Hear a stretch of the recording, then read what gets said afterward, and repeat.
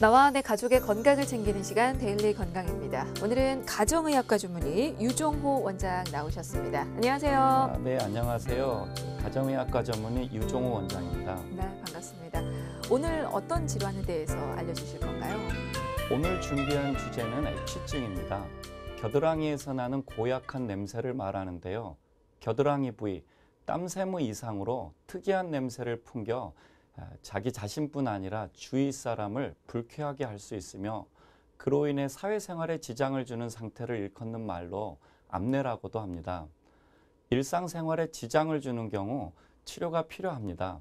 그 방법 자세히 알아봅니다. 네. 자, 오늘은 겨드랑이에서 냄새가 나는 액취증을 주제로 얘기 나눠보도록 하겠습니다. 다른 것보다 이것부터 먼저 여쭤볼게요.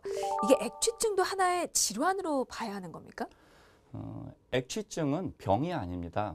흑인에서는 거의 모든 사람이 액취증을 갖고 있고 백인에서도 액취증을 가진 사람을 흔하게 볼 수 있습니다. 하지만 동양인, 특히 한국인에서는 액취증을 가진 사람이 드물기 때문에, 즉 흔하지 않기 때문에 남과 다르게 느낄 수 있고요. 여름에 갇혀있는 실내 공간에 다른 사람들과 함께 있을 때 고약한 냄새 때문에 신경이 쓰일 수 있습니다. 그래서 사춘기 공부하는 학생들이나 결혼 정년기에 있는 분들이 액취증 수술을 가장 많이 합니다. 그렇군요. 그러니까 한국인에게는 흔하지 않기 때문에 병처럼 보인다라고 말씀을 해주셨는데 보통 어느 정도의 유병률로 나타나는 거죠, 그럼? 액취증 증상은 백인이나 흑인의 경우 70%에서 80% 정도의 빈도로 흔하게 나타나는데 반해 동양인, 특히 한국인의 경우 5% 내외입니다. 그 냄새가 나는 부위는 겨드랑이에만 국한이 돼 있는 겁니까? 아니면 그 주변부나 주요 다른 부위에서도 나타날 수가 있습니까? 일반적으로 아포크린샘은 겨드랑이에 가장 많고 그 밖에 유두나 웨이도, 항문 주위 등이 특정 부분에 분포해 있습니다. 아포크린샘의 분비는 성호르몬과 관계가 있어서 청년기에 잘 발달하고 그 활동도 왕성해집니다. 참고로 대부분 젊은 성인에서 잘 생기고 여름철에 더 심하고 동양에서는 가족력을 보이는 예가 많습니다. 아, 계절에 따라서도 영향을 받는군요. 그리고 이제 겨드랑이에만 국한되지 않고 다른 곳에서도 액취증이 나타날 수 있다라고 말씀을 해주셨는데 이게 땀의 양과도 좀 연관이 있는 건지도 궁금합니다. 그러니까 액취증 환자에게서 유난히 땀이 많이 나는 경향이 있는 건지 아니면 반대로 좀 땀이 적게 나도 액취증이 생길 수 있는 건지. 땀의 발생 자체가 액취증을 유발하는 것은 아닙니다. 다만 땀의 발생량이 많으면 그만큼 암내가 나타날 가능성이 높습니다. 반대로 땀이 적어도 땀의 성향에 따라 액취증이 유발될 수 있습니다. 네, 그러니까 땀이 적게 나도 이 액취증이 있을 수는 있지만 땀이 많이 난다면 액취증이 나타날 가능성이 훨씬 더 높아진다라는 말씀이신데 그러면 그 가능성으로 본다면 액취증과 다한증이 동반되는 경우도 훨씬 많을 것 같은데 어떻습니까? 예, 암내가 나는 사람이 60%에서 다한증이 나타나고 암내가 나는 사람의 73%에서 전신성 다한증과 겨드랑이 다한증이 동시에 나타난다고 알려져 있습니다. 그러면 치료법 자세히 알아보기 전에 원인부터 좀 들여다보도록 하겠습니다. 겨드랑이에서는 왜 그렇게 냄새가 나는 거죠?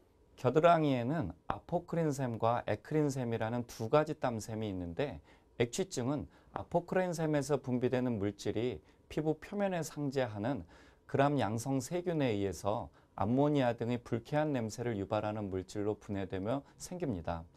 말이 좀 어렵죠? 네. 쉽게 설명하면 액취증 증세는 땀이 날 때 영양분이 많은 땀이 겨드랑이 털에 달라붙어서 세균이 번식하게 되고 냄새 물질들이 다량 만들어지게 되어 발생됩니다.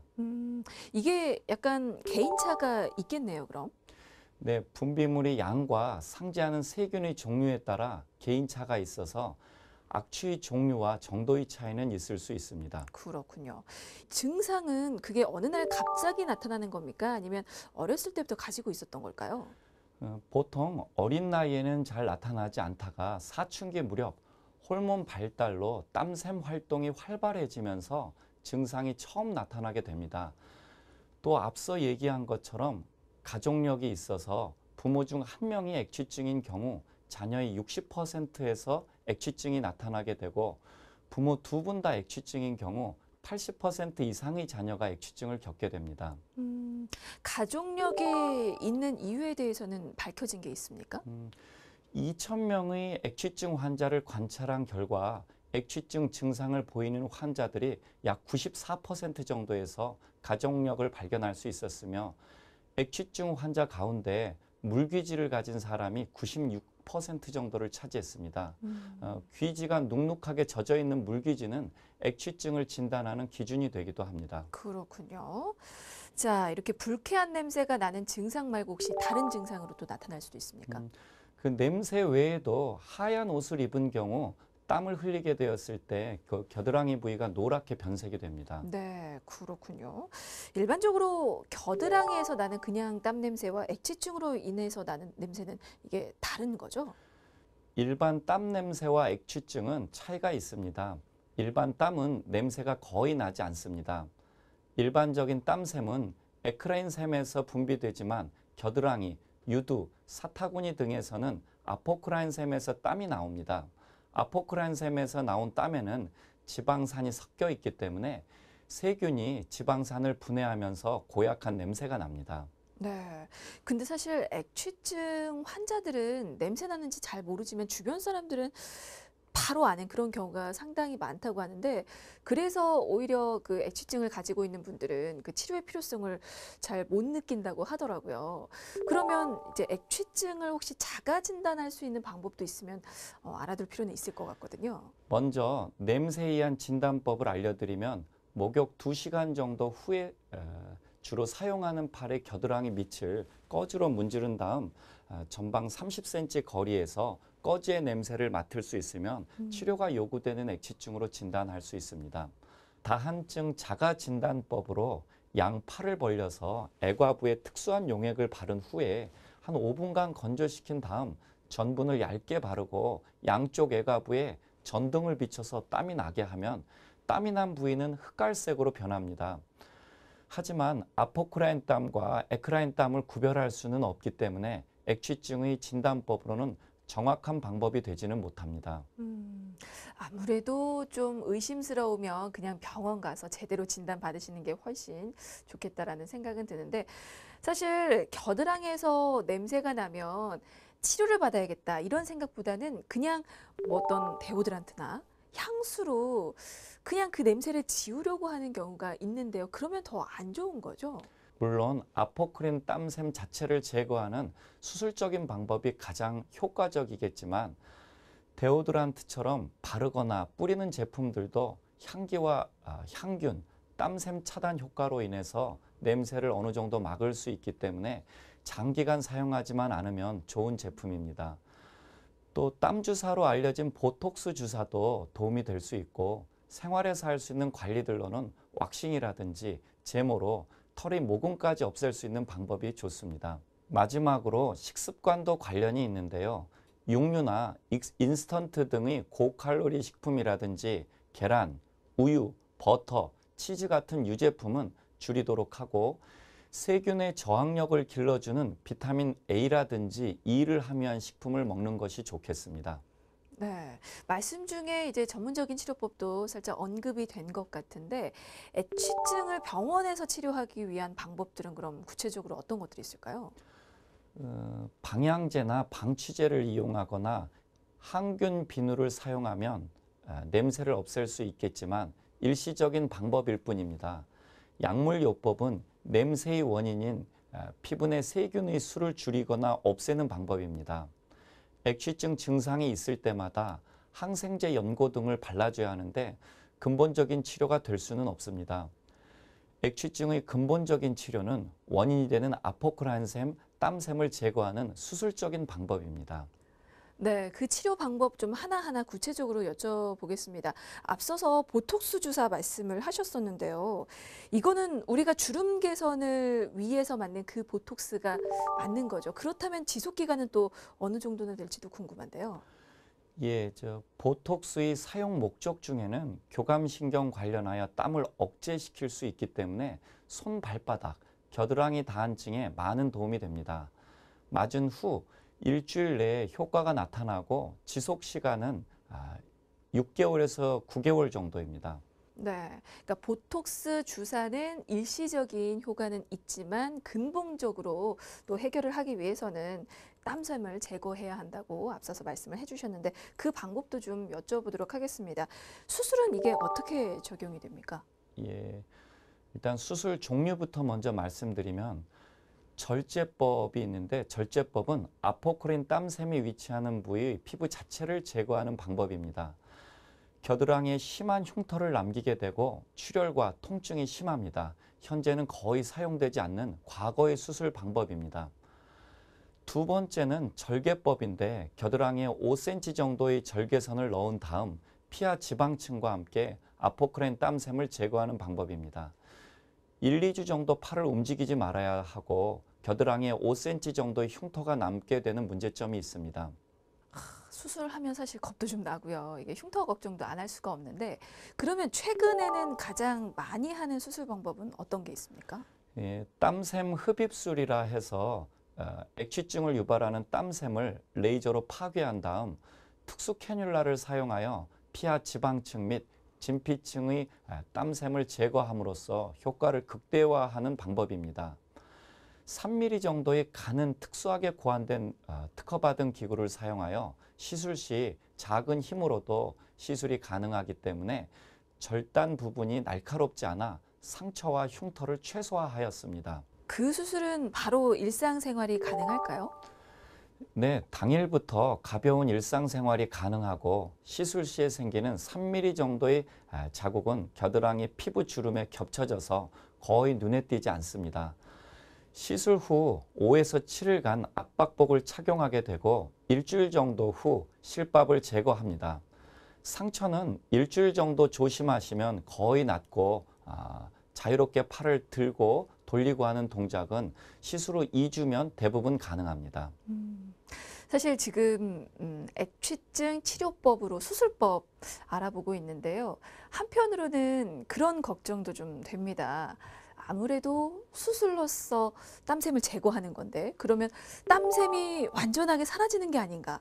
땀샘이 완전 사라져도 괜찮은 건가? 뭐 이런 걱정도 되는데요. 예, 그 부분이 액취증 수술에서 가장 많이 하는 오해인데요. 액취증 수술에 있어서는 완치를 시키기 위해 모든 아포크라인샘과 땀샘을 완전히 없앤, 박멸하는 것이 아니라는 것입니다. 사람은 누구나 정상적으로 아포크린샘과 땀샘을 갖고 있는데 그 수가 많을 경우 냄새도 나고 땀도 나기 때문에 정상 범위로 개수를 줄여주는 것입니다. 또 사람마다 단위 면적당 정상적인 개수가 다르고 진피층의 두께도 다르기 때문에 수술에 있어서 아포크린샘과 땀샘을 육안으로 보면서 개수를 맞추는 것이 아니라 시술 경험에 의해서 조직 손상이나 지방층 감소로 인한 유착 등 부작용을 최소 거의 없게 하면서 완치시킬 수 있는 최대 범위까지 시술하는 것입니다. 아우, 이게 시술하는 것도 참 어려울 것 같은데 그러면 수술하고 나서 이게 땀이 훨씬 적게 나는 건가요? 예, 땀샘의 개수를 정상 범위 이내로 줄여주기 때문에 땀이 현저히 줄어듭니다. 만약에 아포크린샘과 땀샘을 너무 과하게 그 수를 없애버리면 그러면 어떤 문제가 생길 수가 있습니까? 완치율을 높이기 위해서 너무 과하게 피부 진피층을 긁어낼 경우 피부 괴사가 될 수가 있고 또 너무 적게 긁어낼 경우 재발률이 높아집니다. 거의 대부분의 아포크린샘 땀샘은 하부 진피층에 존재하고 상부 지방층에도 일부 존재하여 상부 지방층의 아포크린샘을 지방 흡입용 캐뉼라를 이용해서 일부 흡입함과 동시에 하부 진피층의 아포크린샘을 피부가 괴사되지 않을 최대 범위로 고르게 긁어내야 합니다. 네, 이게 참 말처럼 쉽지가 않을 것 같은 게 이제 사람마다 피부 두께도 다 다르고 그리고 아포크린샘이나 뭐 땀샘 개수도 다 다를 뿐만 아니고 증상도 다르기 때문에 이게 참 개개인에 맞게 수술이 잘 돼야 되겠다라는 생각도 드는데요. 이게 아무래도 액취증은 수술이 가장 근본적인 치료라고 할 수가 있습니까? 예, 아무래도 냄새를 유발하거나 땀을 유발하는 땀샘 자체를 제거하는 것이 가장 좋은 치료로 볼 수 있습니다. 그래서 근본적인 치료는 아무래도 수술적인 방법이 가장 효과적일 수 있습니다. 네. 그리고 앞서서 다한증과 액취증이 동반되는 경우가 또 많다고 하셨는데 액취증을 치료하면 다한증도 이게 해결이 되는 건지 아니면 다른 방법을 또 적용을 해야 하는 건지도 알려주실까요? 아포크린샘과 에크린 땀샘이 주로 피부 하부 진피층 거의 비슷한 부분에 위치해 있기 때문에 수술 시에 액취증과 겨드랑이 다한증이 동시에 해결이 됩니다. 그렇군요. 알겠습니다. 자, 오늘은 액취증에 대해서 살펴봤는데요. 앞서서도 병은 아니다라고 말씀을 해주셨습니다. 그렇기 때문에 많은 분들이 또 이게 꼭 치료를 받아야 할 일인가 고민을 하실 수도 있는데요. 액취증 치료를 고민하는 분들에게 끝으로 한 말씀 남겨주신다면요. 예, 수술 시에 여러 가지 시술을 동시에 하는 것은 그동안의 시술 경험에 비추어서 바람직하지 않다는 생각입니다. 과거 15년간 절개법, 절제법, 고바야시 절연침, 초음파, 레이저 등 또 여러 지방 용해술이나 그리고 미세 침습 기구를 이용한 시술 등 한 1만 케이스 이상 시술을 했는데요. 완치율을 높이기 위해 한동안은 여러 가지 시술법을 동시에 시술했을 때가 있었습니다. 그런데 여러 가지 시술을 동시에 시행하였을 때가 미세 침습 기구를 이용한 시술을 단독으로 했을 때에 비해 완치율은 차이가 거의 없었고요. 그 결과 여러 가지 시술을 동시에 시술했을 때가 미세 침습 기구를 단독으로 했을 때보다 피부 손상, 또 지방층 소실로 인한 유착 등 부작용 발생 빈도가 더 높았습니다. 네, 알겠습니다. 너무 겁부터 내지는 마시고요. 해결 방법은 없을까 한번 고민하는 차원에서 알아보시는 것도 좋을 것 같습니다. 자, 한 가지만 더 여쭤볼게요. 액취증을 가지고 있는 분들이 일상생활에서 이런 냄새를 없애기 위해 어떤 노력을 좀 기울여야 할 그런 생활 가이드가 있으면 또 알려주실까요? 여름에는 통풍이 잘 되는 면 소재의 옷을 입고 샤워를 자주 하는 것이 좋습니다. 특히 겨드랑이에 털이 많은 경우에는 제모를 하고 살균 성분이 포함된 비누를 사용하시고 데오드란트 사용도 땀 분비를 억제하는 데 도움이 됩니다. 네, 알겠습니다.